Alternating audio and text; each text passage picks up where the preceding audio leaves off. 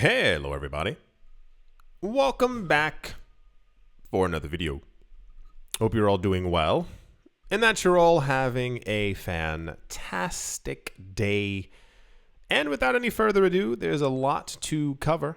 Let's jump right into it. How do I even begin this? So we heard it's been over a year. Oh, that feels terrible. It's been over a year now since we heard that Hong Kong was going to be getting into the cryptocurrency space.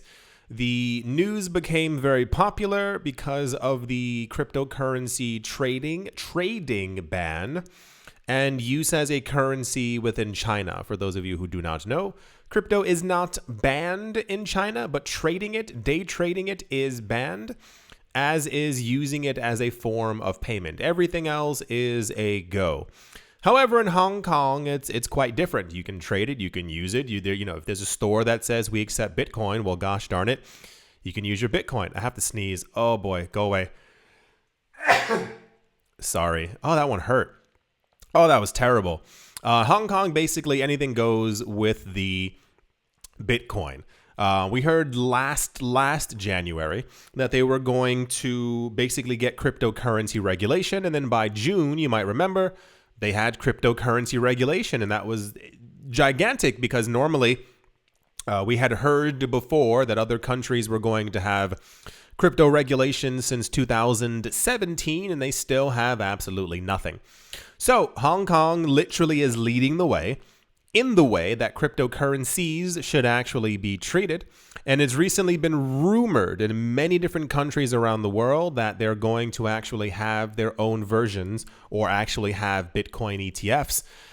And lo and behold, Hong Kong is getting ready to follow the United States' lead in approving Bitcoin spot ETFs for public trading.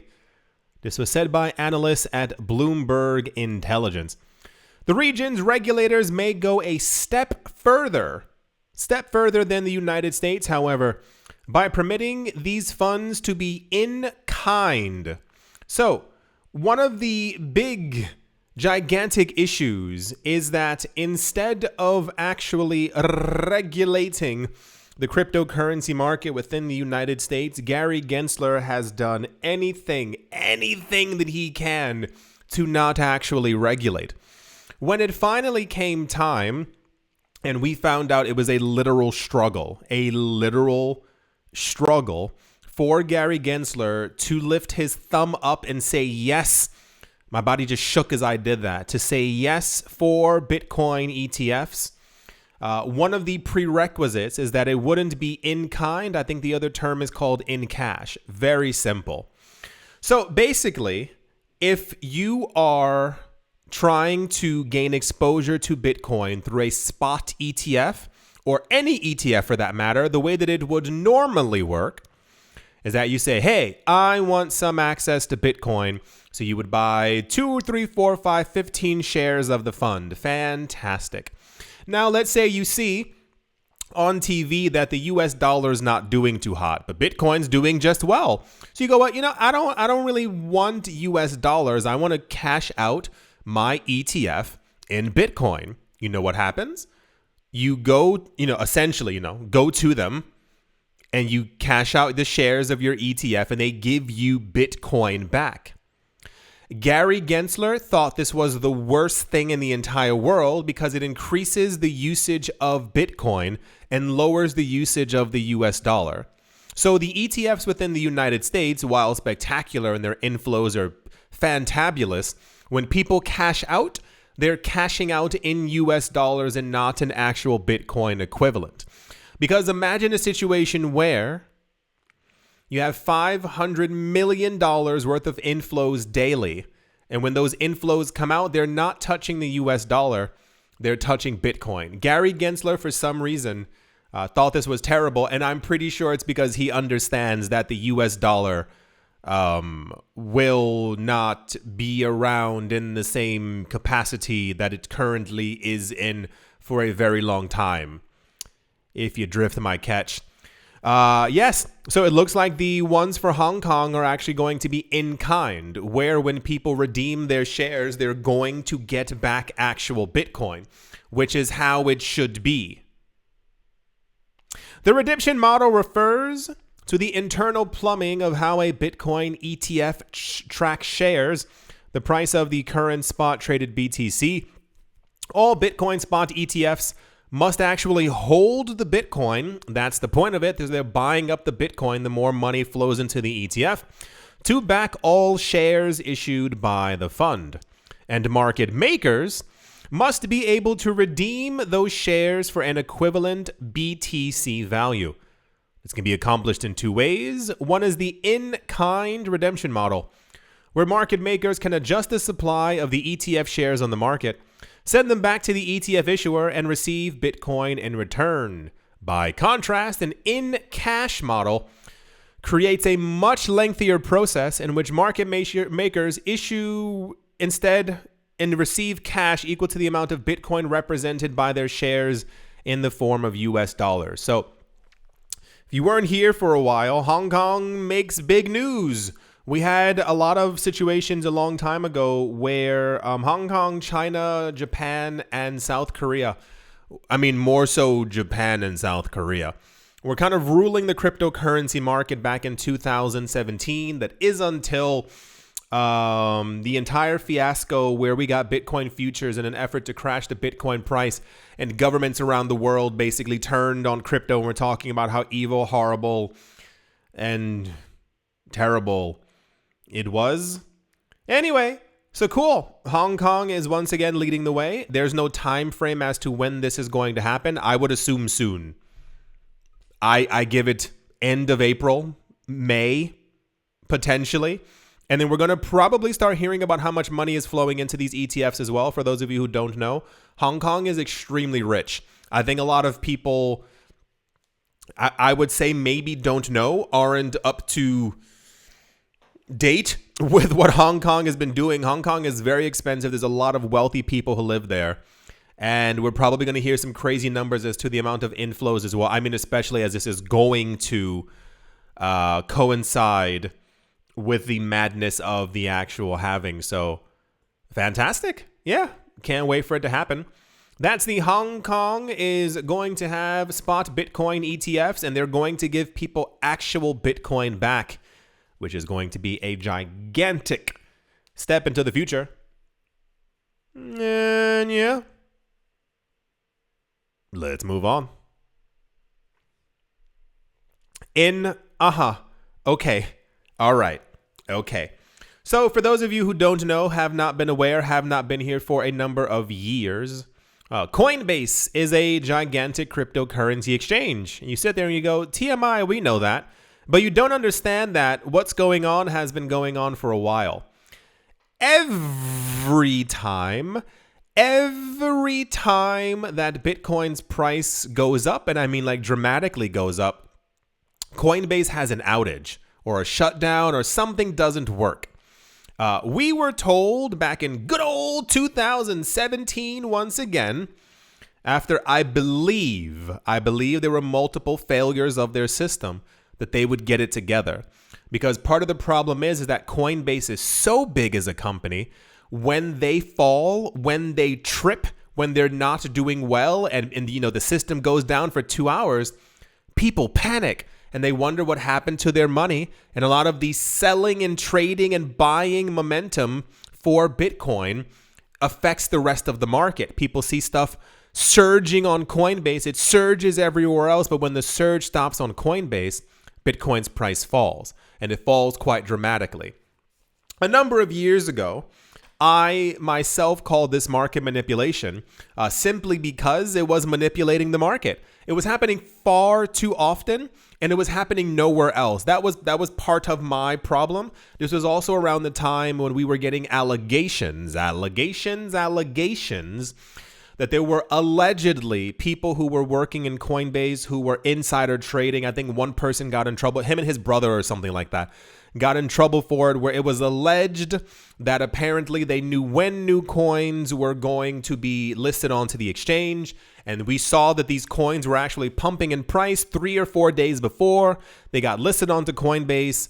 Allegations. The other part is that in 2018, when Coinbase basically changed their tune to the idea of forget about normal people, I've mentioned it before, Coinbase and Gemini began to announce that they were only going to help rich people.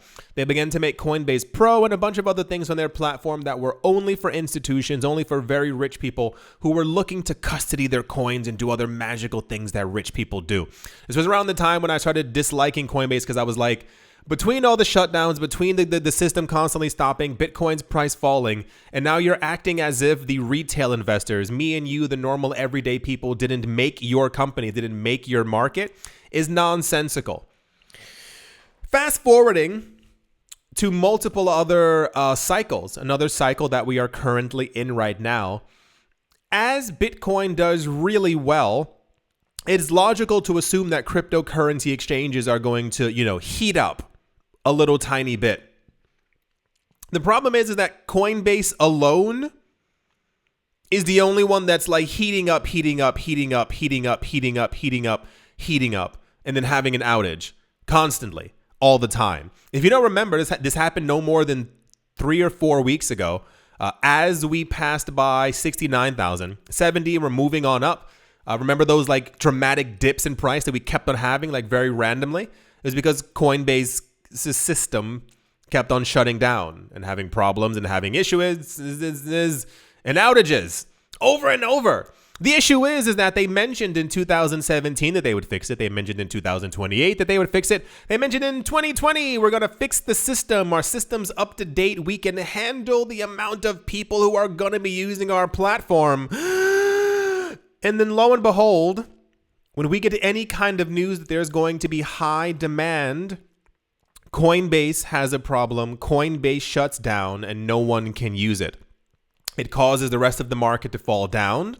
And other cryptocurrency exchanges that are still working, if anyone is opportunistic enough and they hear this news, they can go to Kraken, they can go to Binance, they can go to Gemini, and they see the prices fall, and they can buy up all those coins. But for the 99% who aren't that savvy and who aren't sitting there panicking, losing their minds, people don't know what has happened with their money.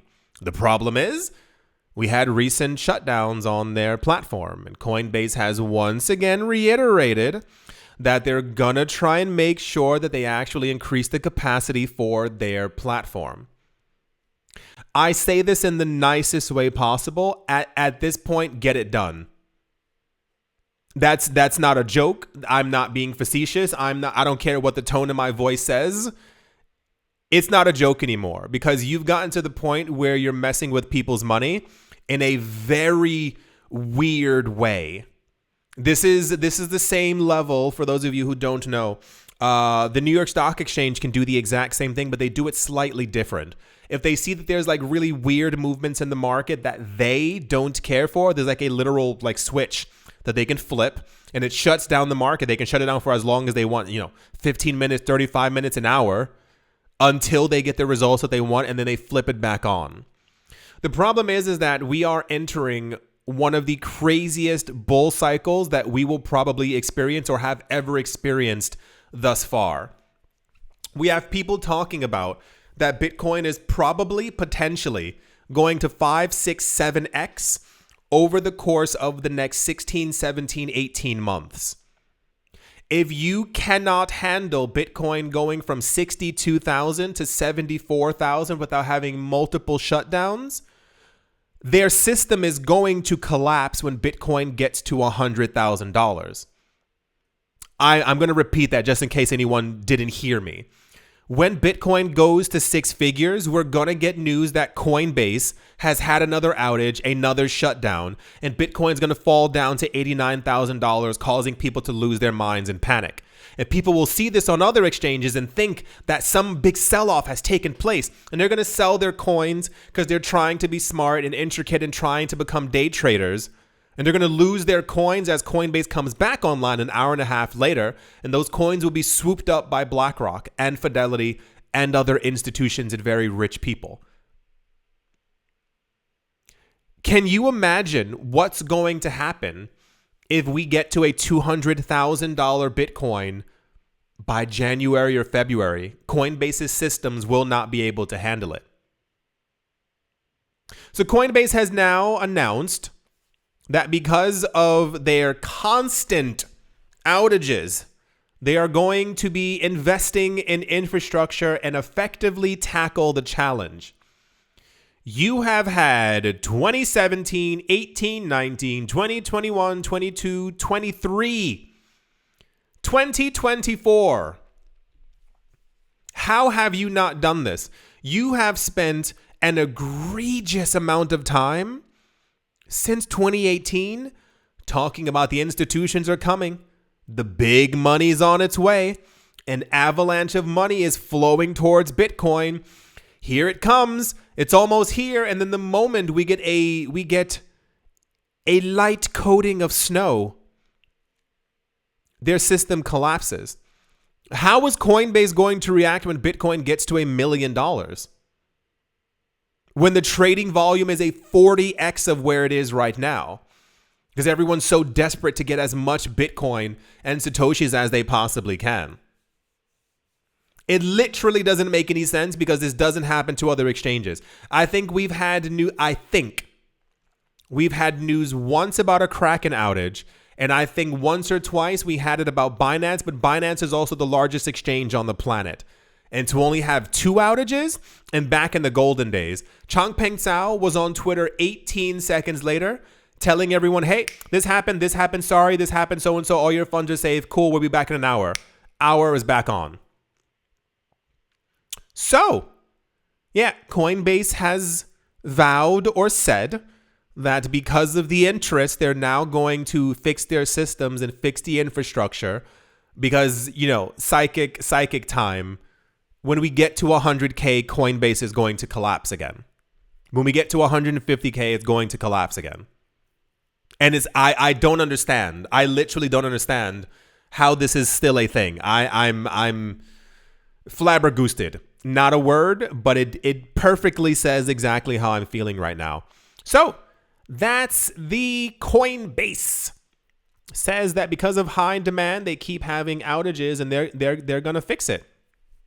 I'll see you all back again in 2028 and 2029 when they have not fixed it. That's the Coinbase news. Let's move on. Also in the news that a lot of people are not paying attention to, people are buying Bitcoin. Yeah. Around the world, fiat currencies are still collapsing, and a lot of economies aren't doing well. The interesting part that I find, as I've said in countless other videos, is that the vast majority of people continue to preoccupy themselves with the movements of Bitcoin and crypto solely within the US market. That is to say, we've had news for quite some time about the accumulation patterns of Bitcoin in South Korea, in Japan, in Canada, in Australia, in South Africa, and many Latin American countries who are also, their citizens are doing as they should be doing and buying up the Bitcoin, as opposed to, BlackRock buying all of it for themselves. But for some reason, a lot of times when we get news like this, it doesn't end up making, dare I say, popular news, because it doesn't have anything to do with the US or the US dollar, which is a gigantic shame because you're missing out on the actual trends that are taking place around the world. If you're a Bitcoin anything, investor or maximalist or something in between, and you're only paying attention to what's happening in Alabama or in Texas or in Florida, you're missing the big story. Fiat currencies are literally collapsing. It says on the screen for those of you not reading it, Argentina's inflation rate is 276%. 276%. And as we've been hearing for a number of years, and this is why I make sure to bring this news to you, people in these countries are buying Bitcoin. Think about that. These people in these countries They're not buying silver. They're not buying gold. They're not buying Litecoin. They're not buying crappy Solana. They're not buying Tron. They're buying Bitcoin. As fiat currencies continue to fall apart, people around the world are literally choosing this 15-year-old currency to invest into as something that they think will help them for the future. You know how significant that is? You know what it's like? Probably not. No, I assume the answer is no for 99% of you. To live in a country where you have 276% inflation. Remember the news that we had before from, what's the name of that country? The people who made their own cryptocurrency called the Petro. I don't remember anymore. It wasn't El Salvador. Was it El Salvador? No. These people were literally, if you watch documentaries, they were holding pillowcases full of money, running to stores as the value of their currency that they were currently holding was collapsing, so that they could go and buy some flour. Literally, like they wanted to make bread, and they had a pillowcase full of it. You know what it means when these people are like, we need to find some other type of way to make money. We can't deal with this anymore. Bitcoin is incredibly volatile. Can you imagine needing to use Bitcoin because your local currency is far more volatile than Bitcoin? And then buying it because you know that it's going to at least double in price after the halving. And then you hold on to it, and then you see in 10, 15 years, your family's, you have money. You're rich. You have more money than your neighbors because you decided to buy this a whole bunch of years ago. Always pay attention to what's actually happening around the world. We live in a global world, global market. Pay attention to what's happening. This is why I always make sure, and I always make sure to let you know as well. I'm like, this wasn't popular news. However, this is incredibly significant. When you hear that these countries aren't banning Bitcoin, all around the world, and you hear that citizens, people, are buying up Bitcoin because their local currency is literally poo-poo. It's gigantic. It means that the entire world is shifting to a Bitcoin system right before our eyes. And then people sit there and worry about Jack Dorsey wearing a t-shirt. It is nonsense. It is literal nonsense. Anyway, yeah, this one's about Argentina. It says Bitcoin purchases in Argentina are at a 20-month high. We've heard this a lot about other places as well. We just had news about Turkey a couple of, I think it was 2 weeks ago.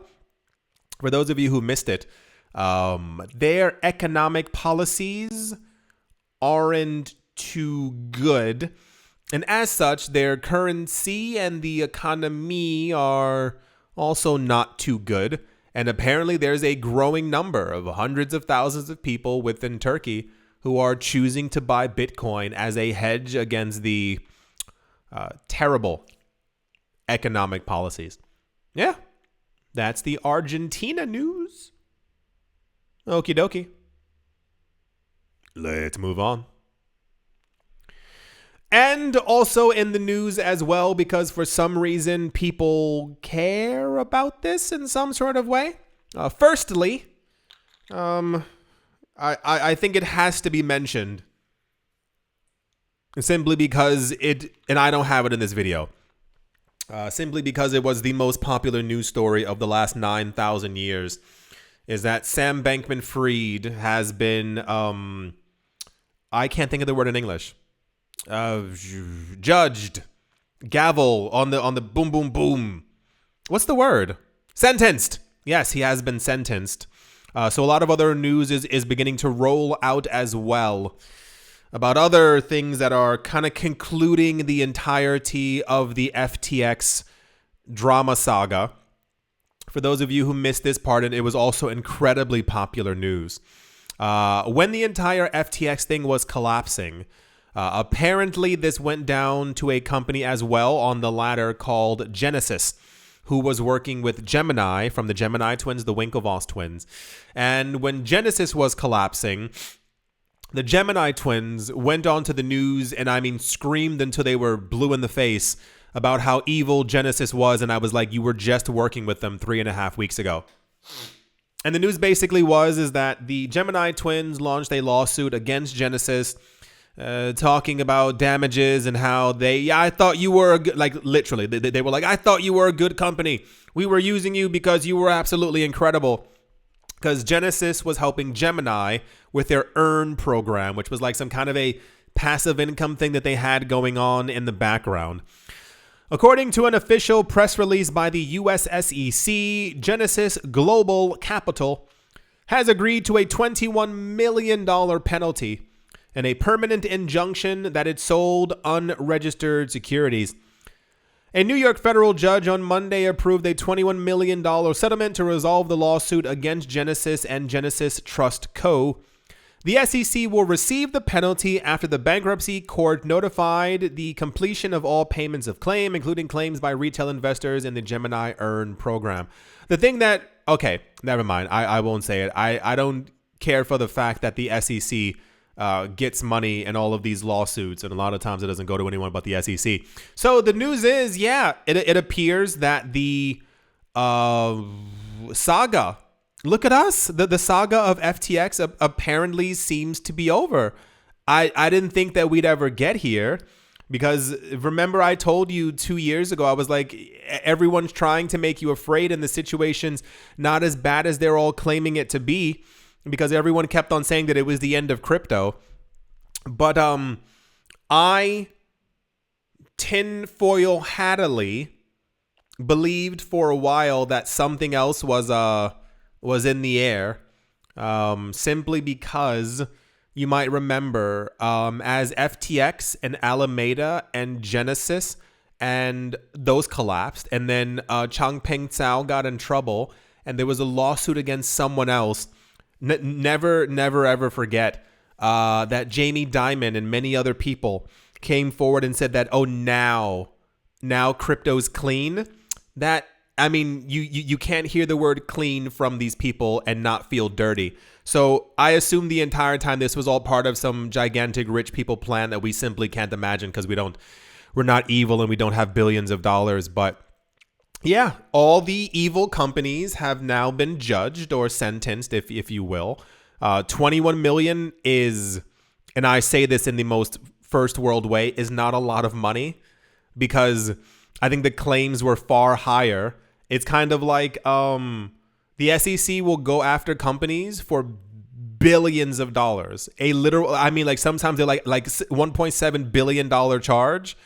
And then the lawsuit settles with like 35 million or something like that. So for all the hubbub, all the dirt that was kicked into the air, how it's scary and terrible and all these things that we heard that was going on, 21 million is not a huge, gigantic settlement. And also, as I mentioned before, back 2 years ago, it's really insane to the hindsight is fantastic, if you will. As far as, remember when FTX was collapsing, and then we heard directly from Sam Bankman-Fried and a bunch of other people, they were like, no, like, we have the money, we can pay people back. And then everyone still got in trouble. You realize how that's not in the news. It's because FTX always had the money to pay people back. So something is fishy. We will never know what it is. And I frankly, at this point, I mean, just to be done with the entire FTX news is absolutely fantastic, because I'm so tired of hearing about these things. And you notice how, like, you're not scared anymore? Remember how I told you, like, it's not a big deal and you won't be. I'm always here to be the voice of reason. When something really scary happens, believe me, you will hear me in a video say, oh snaps, this is crazy. Nothing really insane. The most insane stuff that we've seen in the cryptocurrency space has been Gary Gensler. That's not remote. Really, think about it. He's giving regulations by issuing lawsuits. This man screaming in congressional hearings and Senate hearings that he doesn't want. And it's like, just sit at your desk and file paperwork and be a regulator. Like, we would all be a lot better off if you actually did your job. Nothing else in this space has really been that scary, except, I mean, since like Mt. Gox and like Coinbase crashing all the time. But I guess that's something else completely different. Yeah. Methinks that's going to do it for this video. I hope we never hear the letters FTX and SBF ever again. Do hope you've all enjoyed. Do hope you all are having a great day, morning, afternoon, evening, wherever you are, wherever you might be. I do hope it is absolutely fantastic. I'm very excited for these Hong Kong ETFs and see exactly how many billions they get in the first couple of weeks. And I will most certainly be talking to you all soon. See you.